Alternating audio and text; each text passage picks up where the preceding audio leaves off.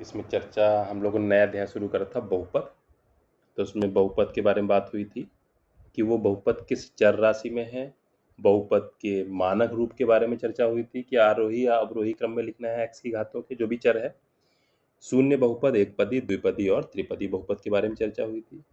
एक चीज और ध्यान रखेंगे यहाँ पर, जो बहुपद का हमने मानक रूप देखा था जिसमें लिखा था a0 plus a1x plus a2x² plus a3x cube plus and so on last में an x की घात n। इसमें जो a0 a1 a2 ये हमारे क्या थे यहाँ पर, ये यहाँ पर हमारी परिमेय संख्याएं हैं, वास्तविक संख्या एक तरीके से हम लोग कह लेंगे। यहाँ पर ये क्या है, वास्तविक संख्याएं। और जो x की घात है यानी कि n, तो हमारा n क्या है, n एक पूर्णांक है और ऋणोत्तर पूर्णांक। मतलब क्या हुआ कि n का मान जो है निगेटिव नहीं हो सकता, यानी कि x की जो घातें हैं वो हमारी पूरी पूरी होंगी। ठीक, इस बात का ध्यान रखेंगे। यानी कि x की घात जो है 1/2 नहीं हो सकता, या √x नहीं हो सकता, x की घात 3 नहीं हो सकता, एक मतलब 3 क्या 1/3 नहीं हो सकता, x की घात 1/6 नहीं हो सकता, ये सब घातें नहीं होंगी। और ऋणोत्तर यानी x की घात ऋण में नहीं हो सकती, यानी x की घात -2 नहीं हो सकता। या 1/, अगर जैसे एक्स क्यूब लिखा है तो इसमें भी क्या होगा, अगर एक्स क्यूब को ऊपर लाएंगे तो ये एक्स की घात -3 बन जाएगा, तो ये भी नहीं होगा। 1/x नहीं हो सकता, या 1/x की घात 5 नहीं हो सकता, तो ये सब हमारे नहीं हो सकते। तो ये बहुपद की कंडीशन है यहाँ पर कि बहुपद के लिए क्या होना चाहिए कि वो जिस भी चर राशि में है उस चर राशि की घात, यानी कि x में है तो x की घात, y में है तो y की घात, किसी और में है तो उसकी घात एक पूर्णांक ही होगी और ऋणोत्तर होगी, यानी कि ऋण से हट करके होगी। तो ये चीज ध्यान रखेंगे, पिछले वीडियो में छूट गई थी यहाँ पर। तो ऋणोत्तर पूर्णांक होगा, यानी कि पूर्णांक भी होगा और धनात्मक पूर्णांक होंगे, यानी कि शून्य घात हो जाएगी यहाँ पर, 1 2 3 4 ये सब घातें हो सकती हैं। बटे वाली, भिन्नात्मक, दशमलव ये सब घातें नहीं हो सकती हैं, और ऋण की घात नहीं होगी, यानी कि हर में x नहीं होगा। तो ये चीज हमारी बहुपद में। अब हम लोग देखते हैं इसका अभ्यास। तो जैसा कि पहला प्रश्न है यहाँ पर, 4 उत्तर दिए हैं, सही उत्तर छाटिए। बहुपद ये दिया हुआ है, इसका अवरोही क्रम देखिए, बहुपद किस में है हमारा, एक चर राशि y में है। अवरोही, अवरोही का मतलब घटता क्रम, किसका घटता क्रम, घातों का। किसकी घातों का, जिस चर में है ये y में है तो y की घातों का घटता क्रम हम लगा देंगे। तो यानी कि सबसे पहले y की बड़ी घात होनी चाहिए, तो y की घात 3 है। फिर उससे कम तो y की घात 2, तो y की घात 2 है यहाँ पर। तो y क्यूब के बाद अगला जो पद हमारा होना चाहिए y² वाला, तो +y²। फिर अगला एक घात वाला पद यानी -y। फिर अगला अचर पद -√2। तो ये हमारा यहाँ पर हो जाएगा। हम यहाँ पर विकल्प देखेंगे तो सी वाला विकल्प हमारा सही है। प्रश्न नंबर 2, बहुपद ये दिया हुआ है, इसका आरोही क्रम। तो x में बहुपद है, आरोही का मतलब बढ़ता हुआ क्रम, यानी कि पहले सबसे छोटी घात, फिर उससे बड़ी, उससे बड़ी। अब यहाँ पर देखें तो सबसे छोटी घात यहाँ पर एक जो लिखा हुआ है, एक के साथ में x की कोई घात नहीं, यानी x की घात 0 होगी, तो सबसे पहले एक वाला पद होगा। अब हम विकल्प देखें तो एक वाले विकल्प किस में है, सबसे पहला एक जिसमें लिखा हो a और d, तो इन्हीं में से कुछ होगा। अब देखिए यहाँ पर आरोही का मतलब बढ़ता, तो एक में कोई घात नहीं, शून्य घात। फिर अगला पद हमारा एक घात का होना चाहिए, तो एक घात किस में है x की, 3x वाले पद में, तो अगला पद हमारा हो जाएगा 3x। फिर अगला हमारा 2 घात का पद यानी 2x² अगर है तो। फिर अगला 3 घात का पद यानी कि x क्यूब। फिर अगला 4 घात का पद 7x की घात 4। फिर अगला 5 घात का पद यानी x की घात 5। और ऐसा हमारा विकल्प ए में है, तो ये हमारा हो जाएगा। प्रश्न नंबर 3 यहाँ पर कह रहा है कि निम्नलिखित में बहुपद नहीं है। अब पहला वाला तो क्लियर बहुपद है, x में है और x की घातें भी हमारी ठीक है, बहुपद है। दूसरा वाला y में है, चर y में, और y की घातें भी सही हैं, तो ये बहुपद है। देखिए मानक रूप से कंफ्यूज नहीं होना है। चौथा वाला x-5 ये भी बहुपद है। तीसरा वाला अगर हम देखें तो ये लिखा है √x + 2x। √x अगर हम हटाएं तो क्या हो जाएगा, x की घात 1/2 + 2x। और अभी चर्चा हुई थी कि अगर x की घात ऋणोत्तर पूर्णांक नहीं होना चाहिए, यानी ऋण नहीं होना चाहिए और पूर्णांक के अलावा भिन्न दशमलव मतलब और बटे ये सब नहीं होना चाहिए। लेकिन यहाँ पर x की घात 1/2 आ रही, तो यही वाला हमारा जो है बहुपद नहीं है। तो ये प्रश्न नंबर 3 में हमारा सी वाला विकल्प बहुपद नहीं है। क्यों नहीं है, ये भी बात होगी। फिर अगला प्रश्न नंबर 4, निम्नलिखित फलनों में कौन कौन से बहुपद हैं? तो पहला वाला क्लियर है ये बहुपद। दूसरा वाला y की घात 8-4 ये भी है।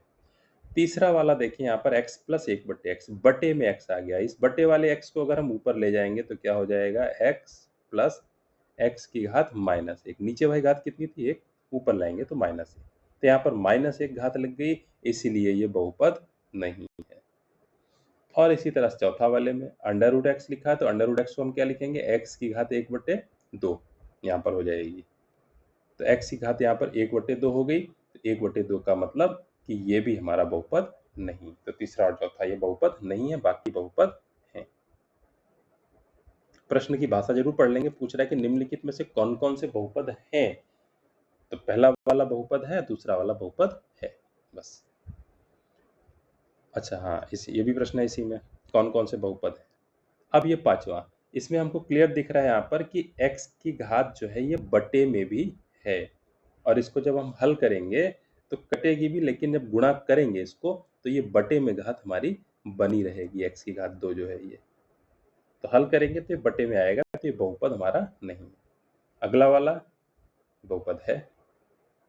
सातवां प्रश्न, अब यहाँ पर देखें ये बहुपद है, क्यों, क्योंकि x² x ये सब अंश में लिखा हुआ, 2/3 में 3 बटे में लिखा हुआ, तो उससे नहीं मतलब है। ये 2/3 वास्तविक संख्या है हमारी यहाँ पर। जो x के साथ में होना चाहिए पूर्णांक, जो भी घातांक है वो वास्तविक संख्या होनी चाहिए। 2/3 हमारी वास्तविक है, तो इसलिए ये बहुपद है, क्योंकि x की घातें सही है यहाँ पर। इसमें 8वें में x + 4 x + 5 को गुणा करेंगे तो सब सही से निकलेगा, x की घातें जो है यहाँ पर सही आएंगी पूरी, तो ये बहुपद है। और 9वें में x + 5 का होल स्क्वायर खोलेंगे तो x² + 25 + 2x, ये भी हमारा बहुपद है, तो ये बहुपद है। फिर अगला, निम्नलिखित व्यंजक में से प्रत्येक में x² का गुणांक। अब देखिए इस पर भी बात थोड़ा सा चर्चा रह गई थी। x² का गुणांक यानी कि x² वाले पद के साथ में जो गुणा करके संख्या लिखी होगी, जो भी वास्तविक संख्या है वही उसका गुणांक होती है, चिन्ह सहित। जैसे पहला प्रश्न, तो क्या लिखा होगा, सिर्फ x² और प्लस का है, यानी x² के साथ कोई गिनती नहीं लिखी है, तो इसको चाहे हम x² पढ़ें चाहे एक x² पढ़ें, यानी कि इसमें x² गुणांक क्या हो गया हमारा, +1। दूसरा पद लिखा होगा -x², तो -x² पढ़े चाहे -1x² पढ़े, तो यहाँ पर गुणांक क्या हो जाएगा हमारा x² का, -1।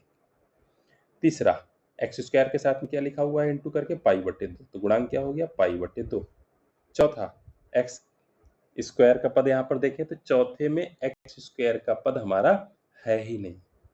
इसका मतलब क्या हुआ कि x² का गुणांक क्या होता होगा, 0, तभी तो 0 × x² गुणा करके 0 हो जाएगा, इसीलिए पद यहाँ पर नहीं है। तो इसमें x² का गुणांक हमारा क्या हो गया, 0 हो गया। देखिए गुणांक जब लिखना है तो केवल हमको गिनती लिखनी है, x² नहीं लिखना है। तो ये हो गया हमारा। फिर प्रश्न नंबर 6, एकपदी, द्विपदी और त्रिपदी, बहुत आसान है। पहला में 10x है, तो ये क्या हो गया, एकपदी। दूसरे में 5x² + 3x है, दो पद जोड़े गए हैं प्लस के निशान से, तो ये कैसा हो गया, द्विपदी। तीसरे में x + 1 का होल स्क्वायर है, यहाँ पर सूत्र खोलेंगे, यहाँ पर ध्यान देंगे, गलत हो सकता है। a + b का होल स्क्वायर सूत्र खोलेंगे तो क्या हो जाएगा, x² + 1 + 2x, a² + b² + 2ab, यहाँ 3 पद निकलेंगे, तो ये त्रिपदी हो गया। इसमें भी ऐसे, जब होल स्क्वायर खोलेंगे तो हमारा बन जाएगा x² + 9 81 + 2ab यानी कि 18x, तो 3 पद बन गए, तो ये हमारा त्रिपदी हो गया। चौथे वाले में भी 3 पद बन गया, त्रिपदी। पांचवें वाले में एक ही पद है, तो ये हमारा एक पदी हो गया। फिर अगला, निम्नलिखित बहुपदों को आरोही क्रम में लिखिए। ये आप लिख सकते हैं, आरोही मतलब बढ़ता हुआ क्रम, पहले छोटा फिर उससे बड़ा फिर उससे बड़ा उससे बड़ा। अब यहाँ पर देखें, पहले वाले प्रश्न में सबसे छोटा है, यानी कि जिसमें x की घात हो ही ना, तो 7 है, तो सबसे पहले 7 लिखेंगे। फिर हम देखेंगे x की घात 1 होनी चाहिए, 7 में तो x की घात 0 हो गई, x की घात 1, क्या x की घात 1 वाला पद है प्लस x है, तो प्लस x लिख दिया, x की घात 1 हो गई। अब x की घात 2 वाला पद, क्या x की घात 2 वाला पद है माइनस 5x स्क्वायर, चिन्ह सहित लिखेंगे तो माइनस 5x स्क्वायर। फिर देखेंगे x की घात 3 वाला पद, 3 वाला पद है, यहाँ पर हमने देखा x की घात 3 वाला पद नहीं है, छोड़ देंगे। फिर x की घात 4 वाला पद, 4 वाला भी नहीं है। x की घात 5 वाला पद है, तो प्लस 2x की घात 5। फिर x की घात 6 वाला पद है, तो प्लस 5x की घात 6। फिर x की घात 7 वाला पद है, तो प्लस 5x की घात 7।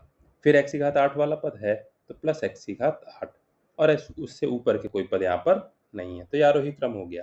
इसी तरह से आप इसमें दूसरे में और तीसरे में अपने आप बना सकते हैं। पहले x की घात छोटा वाला पद लिखना है, फिर उससे बड़ा, फिर उससे बड़ा। अब प्रश्न नंबर 8, इसमें जस्ट उल्टा है, अवरोही। अवरोही का मतलब घटता हुआ क्रम, यानी कि पहले हमको जो है बड़ा लिखना है, बड़ी घात, फिर उससे छोटी, फिर उससे छोटी, उससे छोटी। इसमें कंफ्यूजन नहीं होना है हमको। आरोही, आरोही का मतलब आरोहण करना है, बढ़ते जाना है, चढ़ जाना है। अवरोही का मतलब डाउन होना है। सबसे बड़ा, जैसे हम पहला वाला देखें तो इसमें x की घात हम सबसे बड़ी लिखेंगे पहले, तो 2 घात है, 5 घात है, 3 घात है, 4, तो पहले 5 घात वाला पद लिखेंगे, माइनस 4x की घात 5। फिर x की घात 4 वाला पद लिखेंगे, तो प्लस 2x की घात 4। फिर x की घात 3 वाला पद लिखेंगे, प्लस 7x की घात 3। फिर x की घात 2 वाला पद, तो प्लस 13x की घात 2। फिर x की घात 1 वाला पद है ही नहीं, अचर पद भी नहीं है। तो ये हमारे हमने चारों पद लिखे, तो ये कैसा हो गया, अवरोही क्रम, घटता हुआ क्रम हो गया। तो इस तरह से है, बहुत आसान से एग्जाम्पल, बहुत आसान से यहाँ पर उदाहरण है एनसीईआरटी में, और इसको हम कर लेंगे तो पहला ये बहुत आसानी से हमारा हो जाएगा। तो बहुत बहुत हुआ, बाकी प्रश्न हम लोग करते हैं अगले वीडियो।